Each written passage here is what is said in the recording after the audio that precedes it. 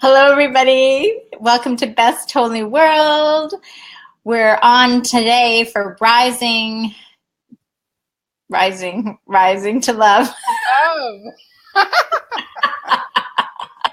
I was like, rising for love, rising to love. rising to what? Yes, you're going to have to turn up your volume or you speak louder when that one, Melody. Okay, all right. Can you hear me now? That's better. Rising to love with lovely Melody Chadamoyo in Ireland. Oh, now you hear me. Yes, I can hear you. Okay. And rising to love, creating support networks. This sounds to me like you got people rallying in your corner. This concept of when you get married and they say, does anybody here object? Then you need to hold them all in high esteem and be there and support them. Is that what you mean? A little bit. What I mean is, excuse me, I just started thinking about this whole, you meet a guy, you get married, or you start dating, you get serious, you get committed, and then you start having problems. But you don't have anyone to really talk to about how to solve them.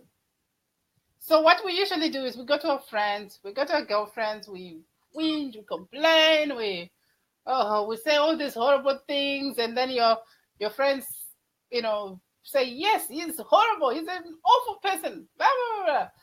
But there isn't any asking questions, any trying to really get to the root of why you're being triggered, or why is this a problem, or we deal with things on the surface.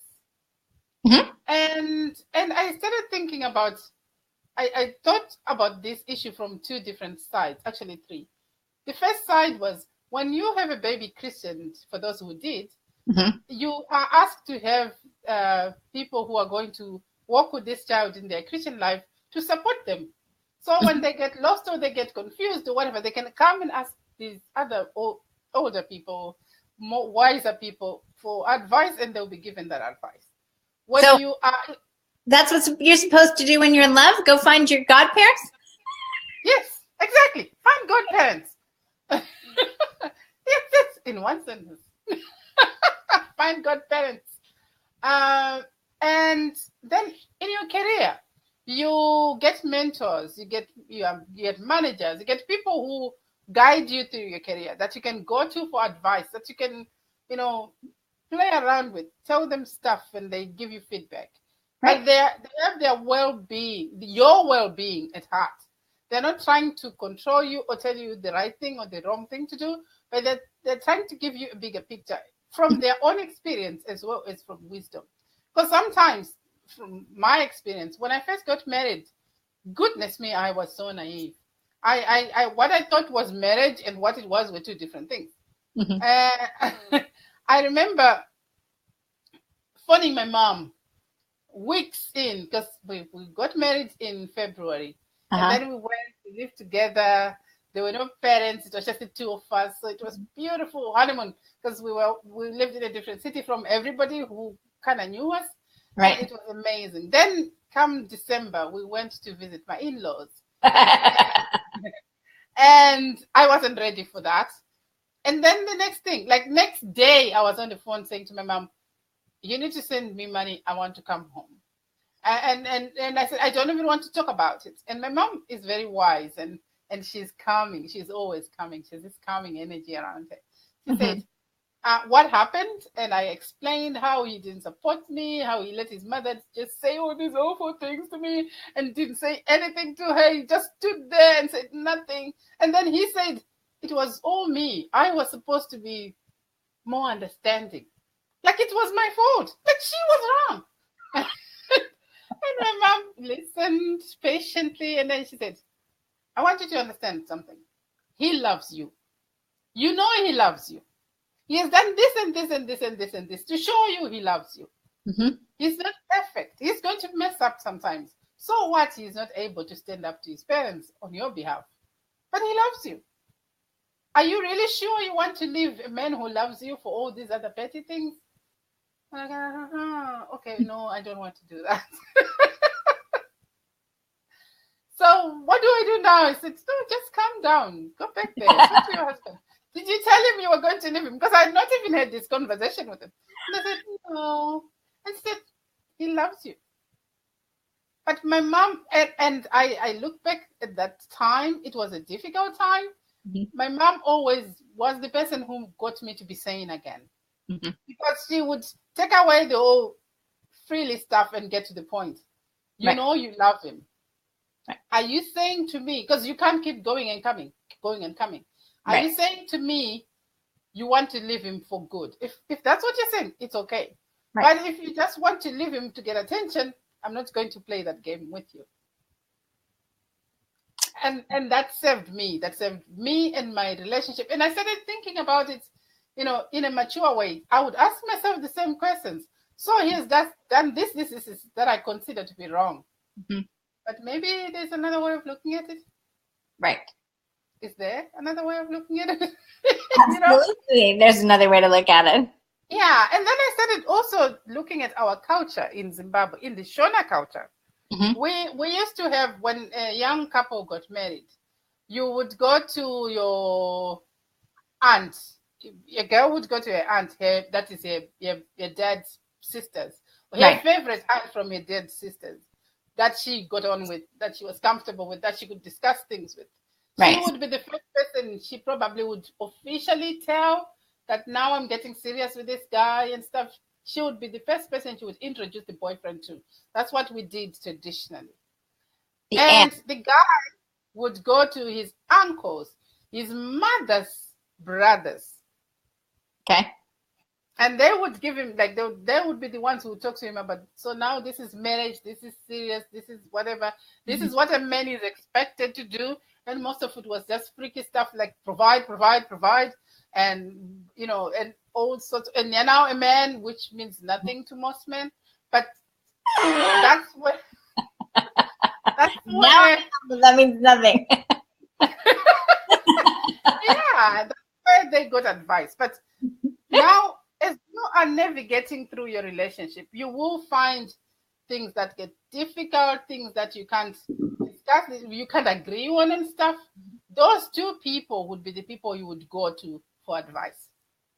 Sometimes you went alone, and sometimes you went together. But their role is to keep you guys together as much as possible. Listening to you, counseling you, telling you good things, giving you their own life examples of how they negotiated their own relationship. And this saved a lot of people's marriages. Now we don't do that anymore. We've lost that part of our culture, which I really think was quite valuable. And we don't have that anymore. But it got me thinking that maybe as young couples, people need that. People need good parents. People need someone who's going to say, maybe is not a counselor, maybe not a therapist, because that gets to be very formal, but somebody who's going to call you on things.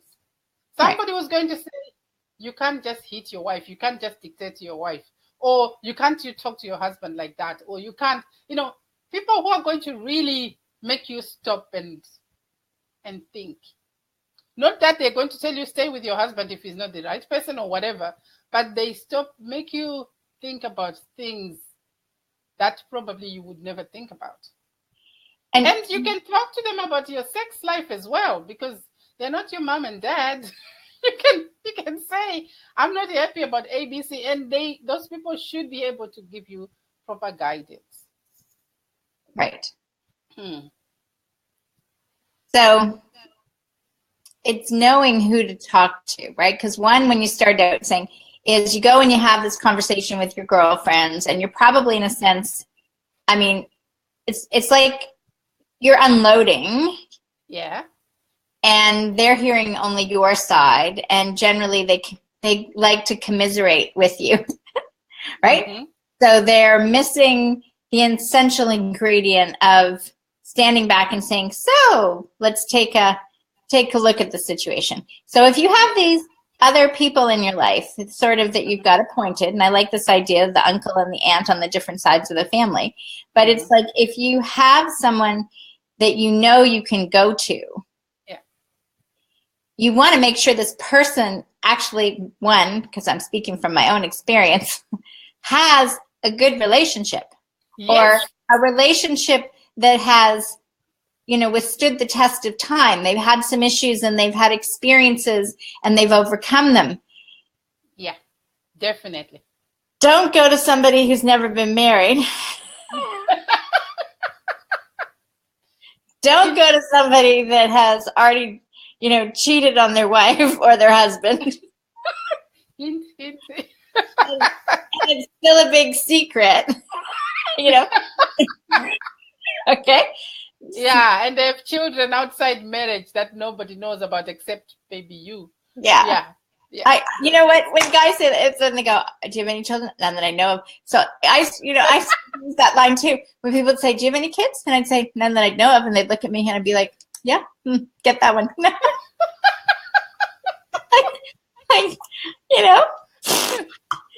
We would know.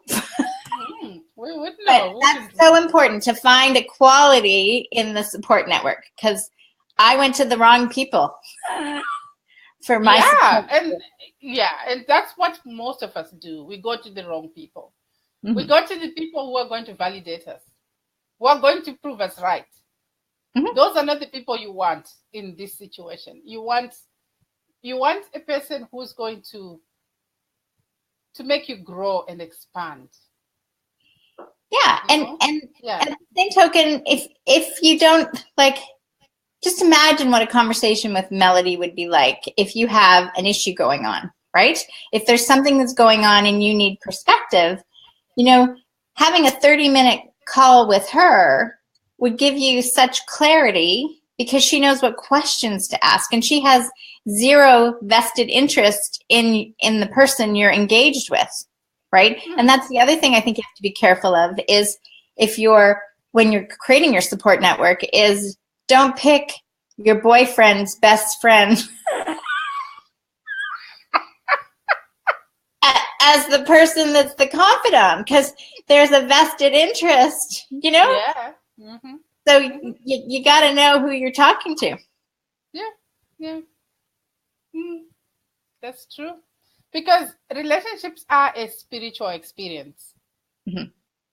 And as they are a spiritual experience, they require us to grow and expand our own compassion and our own understanding.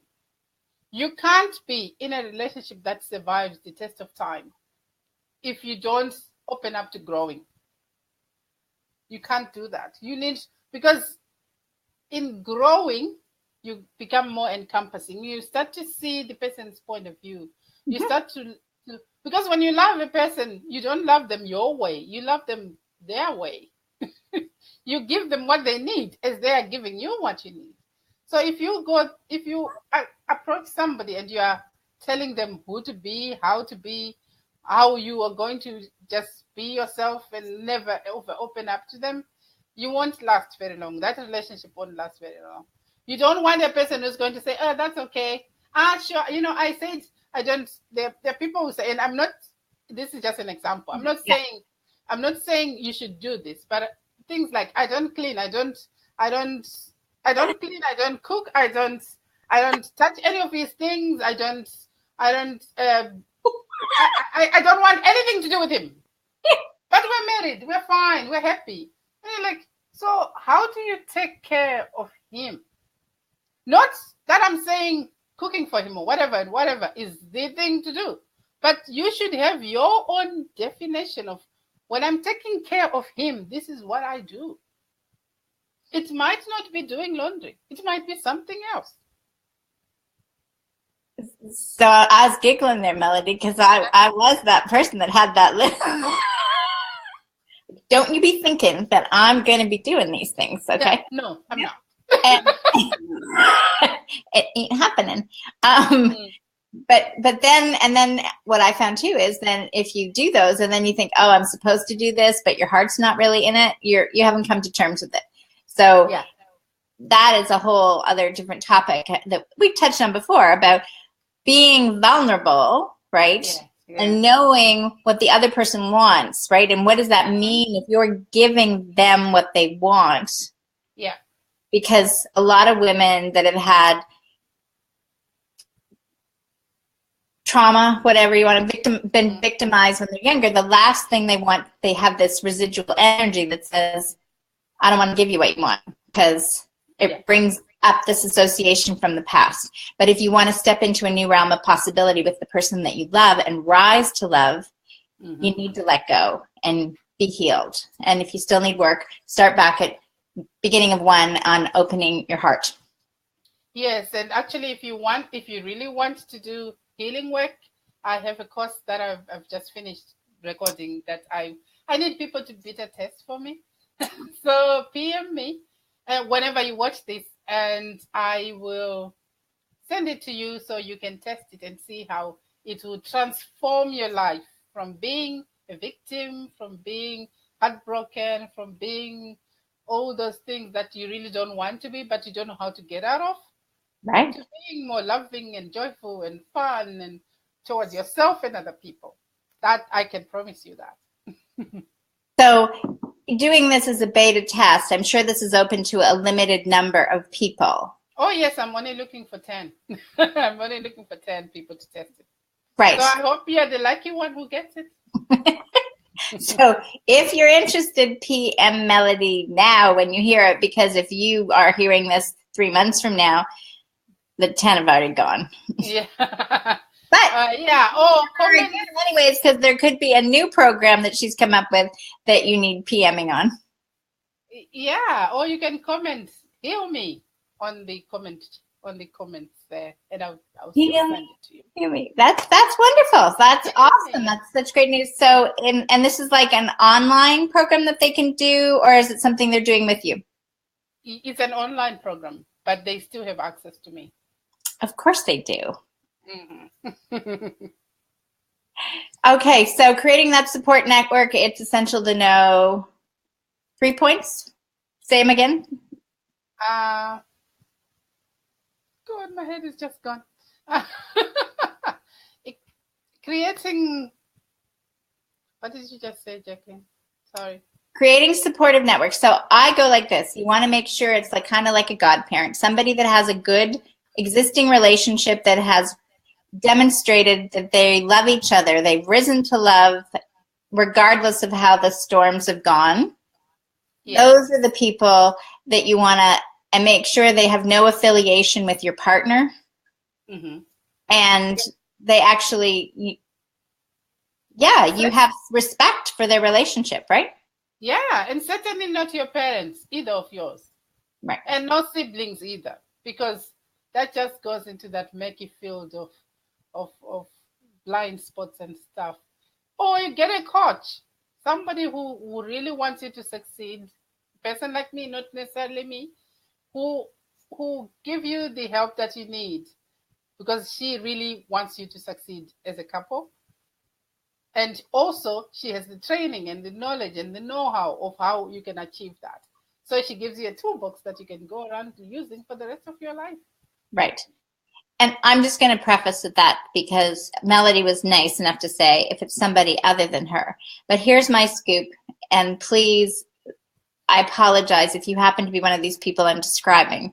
But this is just my personal conviction, is pick somebody that is, if you're going to do that, is a coach or a mentor that's actually, again, been married, right? And has a successful relationship, in that experience, or has, versus somebody that is never been in a relationship, but they studied it, right? I always am mind boggled at the people that are giving out their, they have their degree on the door, and they've never actually experienced anything that they're coaching anybody on.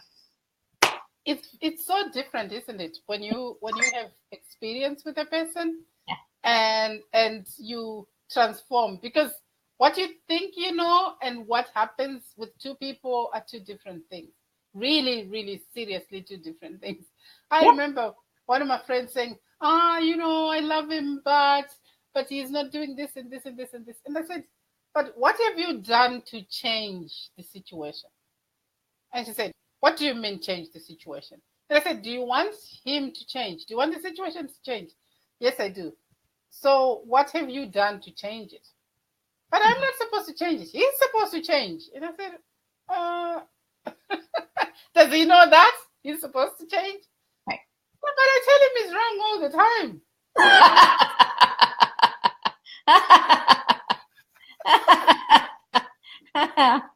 So he should know he should change. Right. And I said, that's not how it works. You're saying something, he's hearing something else, and you're not speaking the same language. Mm-hmm. And I said, whatever you are unhappy about, you need to change it. You need to transform it. And there are ways of doing it. And I can help you do it. But I'm not going to spend my time. And this is me now. I've told so many people, so many friends. Mm-hmm. I will listen to you mourn about a person once. That's it. Right. Even with my friends. After that, we're now looking at how to solve the problem. Yeah. Because I used to spend hours on the phone with this girl, and she would complain about her husband every time. Their issue was they were not having a child. But I think it was God's way of saying the two of you should never father anybody because you are toxic, the two of you. And because he was an awful, awful human being towards her. But one day she said to me, oh, you know what? I'm just going to have that baby and to prove to him that I can have kids. And I said, do you really want your child, the one you're struggling to have a father like that? Is that what you want to give to a child you're struggling to have? Mm-hmm. Oh, I've never thought of it that way. And I said, so what were you thinking all this time? You just want to be right. You want to have kids with a person who beats you up, who abuses you, who cheats on you, who leaves you stranded and all sorts of things. And that's the person you give your precious baby to. Right. And that was it. I think that started a whole. And I also said after that, this is the last day we have spoken about the problem with your husband. From now on, we'll talk about solutions. Oh, please don't call me. Because I've given you enough space and time. Let's move on to other things. And she went for a while and then she came back and she started saying, you know, when you said that, it got me to think, made me realize I really shouldn't stay with this person.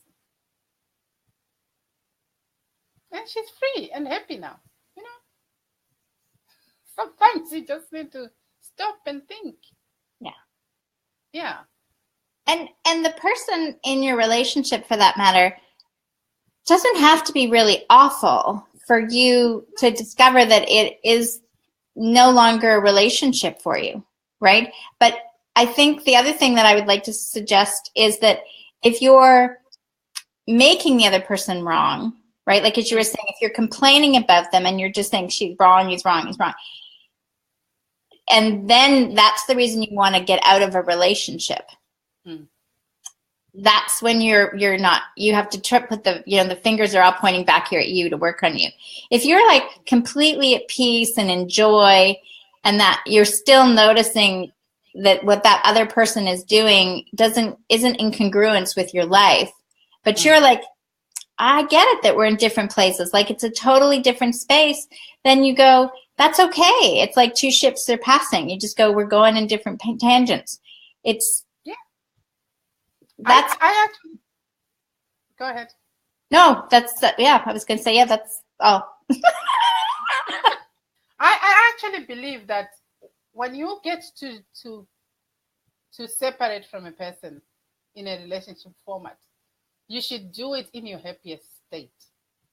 This whole war thing that most people do when they are divorcing, that they are fighting all the time because their egos are affected, or they're too lazy to do the work they need to do, then it's just a waste of energy and space and time that you shouldn't be wasting. When you get to a point where you are saying goodbye to a person, you should do it with a clean and open heart. Really, that's what you should do. Because one, it will free you that you actually be open to meeting somebody else who will love you the way you need to be loved, who's going to be incongruent with you. If you carry all that baggage with you, then you're just going to meet another person who's going to add to the baggage. Unfortunately, because your energy is saying, I'm here, I'm full of crap, please pile some more. And it keeps coming. Just stop and think and realize that once you have decided this is it, you've done all the work you need to do, walk away happily and bless that person and let them go and do their thing. And you'll be amazed at how that transforms your life. And right. This anger and grief and heartbreak and frustration and all that stuff, we just hold on to it because we think we should. And I'm telling you now, you don't have to. You really don't have to carry all that stuff with you. You can unburden it. You can let it go. You can throw it away and live your life. Yeah, throw it away somewhere and live your life. And the healing course that I'm doing will help you to do that as well. But if you throw it away, you have such amazing possibilities, don't you, Jacqueline? Absolutely. It's when you drop the baggage, right? You're in a new moment. You are. And a new moment, you can have a new relationship. And that can be with the person that you're in the relationship with now, or it can be a new relationship. But if you hold on to the baggage, the person in front of you might change hair color, might even change skin color. Yeah. I guarantee you from my experience, I still have the same issues. Yeah, that's very true. Very, very true. So heal here, heal the heart there. You know, Melody's a great one for helping to do that, right? And rising to love. It's opening the heart. You know, really opening the heart is, I mean, it might just sound like a phrase, but it really is, because it's continuing, it's expansive, because you really think about a relationship if you're really getting to that space and you're being more vulnerable and you're being more open and it's just one more thing. Can I share that? Can I say that? Yeah, and you discover, wow, they still love me. Yeah. You know? You still love me. They love me. You know, they love me when my hair is all like that, you know, and yeah. Exactly. Because I used to say, one of the reasons why I loved Saurayi so much was that he didn't judge me. And I have crazy ideas. Like, I'm sure now people know that I say the most, I don't know where they come from, but things that come out of my mouth, sometimes they puzzle me. And there was never a time I said anything and he kind of said, okay, what's going on here? and that's great, because that means I can be as much me as I want to be. I don't have to stand in a corner or defend myself or protect myself from, maybe if I say it this way, I have to think, how can I say this in a way that's going to be accepted? I'm just me. And when I'm me, he loves me. He welcomes me. He likes my crazy. And that's great. That's the person you want in your life. The one who wants the real you. Yeah. What to know? Yeah. Yeah. And then having the support network that is able to call you on your drama. Yes. Yeah. And show you your blind spots, because we all have them. I have them. I've Where? I'm blind to them. Yeah, where are they? But like, you know, Jacqueline, I've come to you and I've said things and I'm saying them to you and I'm thinking, I should know this. This should make sense to me. Why is it not making sense to me? And then you say something and I think, oh yeah, okay, fine. Yeah, she's right. And yeah, I'm fine. But you need somebody who calls you on things. You need somebody who shows you your blind spots. Yeah. Because that allows you to rise to love, to expand in a way that you can't even imagine now, because you haven't allowed yourself to open up like that and to expand like that and to grow like that. That's what love does to us. It makes us grow.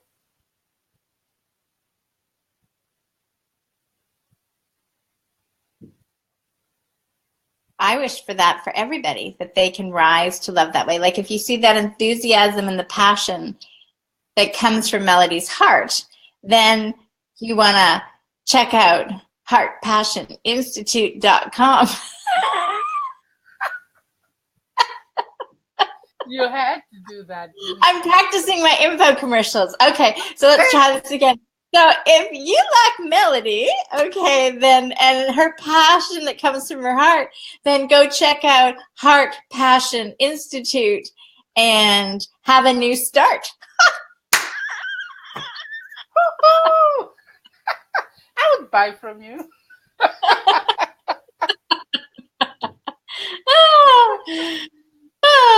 I love our weekly talks. This is just awesome.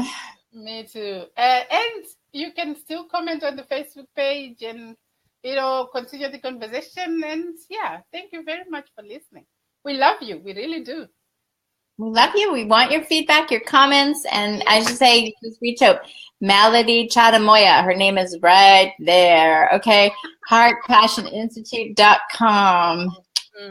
We are so glad you joined us here. And I would like to say same time, same channel next week. But next week, I am going to be enjoying, not sure where exactly I'm going to be enjoying. I know where I'll be, but not exactly. But Melody will be here at heartpassioninstitute.com. Check her out at the same time. Okay. And then in 2 weeks, we'll be back here having our dual conversation. Yeah, exactly. Looking forward to it, and enjoy your time away. I will miss you. Oh, who knows? You might be hearing from me anyway. It's okay. No. Yeah, I know. Bye. Bye, everyone. Take care.